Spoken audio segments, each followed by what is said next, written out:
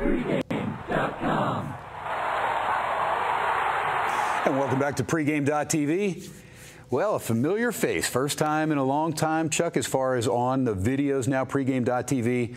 RJ decided, let's go with the tandem from the Friday night show. Of course, SportsX Radio on the Yahoo Sports Radio Network. Ken Thomson, Chuck Edel. We've been working together on that Friday night show now. This will be our 11th year.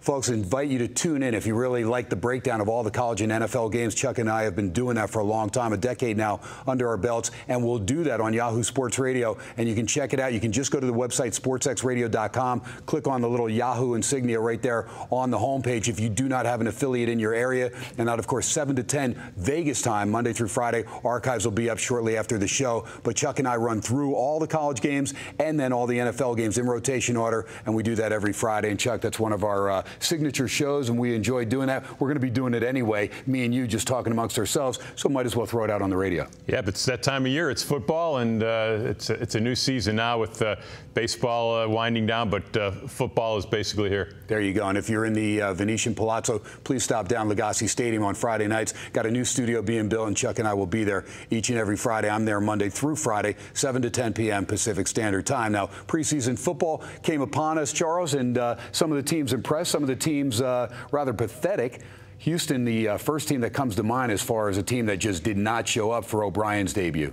You know, it's preseason, and when you're playing preseason, as bad as the score looked, O'Brien is just trying to get his players to learn a new system. He's evaluating guys, so it looked like a mess. But he played a more experienced team. He's putting a whole new system in there. So I wouldn't overreact or underreact to what happens in the preseason, even when the season starts. I remember years ago the Vikings with Dennis Green would go 4-0. Everybody would think, oh, the Vikings week one, you'd always get good value going against them, and they lay an egg. So it is preseason. It's a whole different ball game at that time of the year. But you can't make money in preseason. Tony Dungy, my team, of course, the Colts, a track record. He just didn't care about preseason, didn't win many games at all. In fact, I want to say 3-4 seasons in a row, maybe won one game in those 4 seasons. I mean, that's how bad the Colts were, and they were a definite go against. But, of course, the odds makers in Vegas caught up to that. Yeah, but not really for a while. And in fact, even when Jim Caldwell took over for Tony Dungy, a lot of value. I think he went 2-11 or 2-12 in his 14 games over there for preseason. So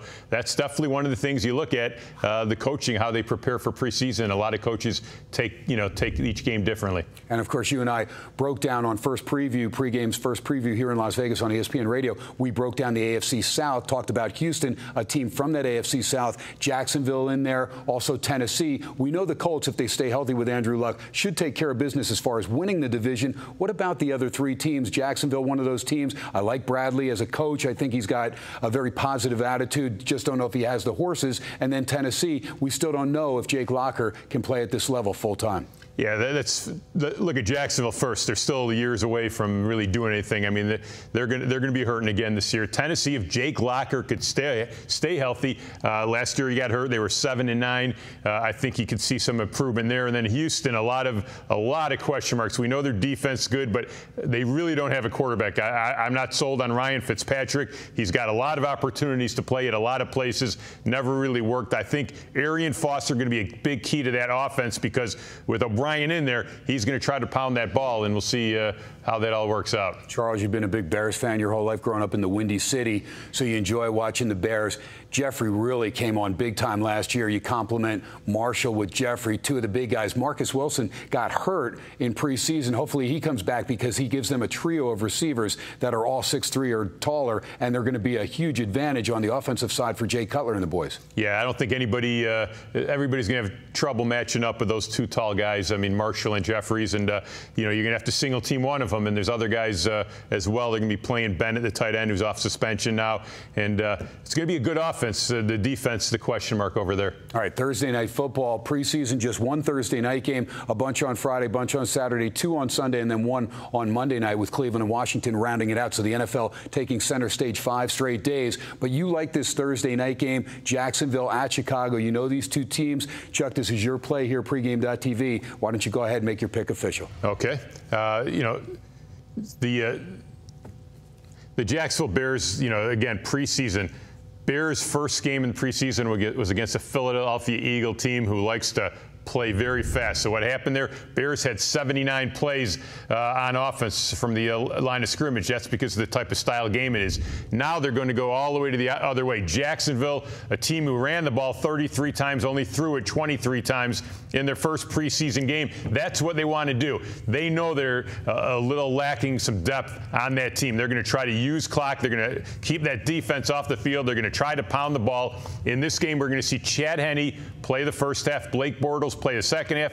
Bortles having some mechanic problems. They're not really happy. He's been a little shaky with some of his mechanical problems there as far as setting up to throw the ball.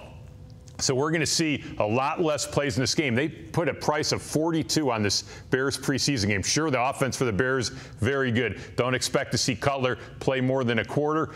I like this game to go under the 42. I think, Ken, they made it way high. Part of the reason that is because what happened last week with the Bears-Philadelphia, a very high-scoring game. Bears put up almost 500 yards in a preseason game, unheard of, but they ran 79 plays.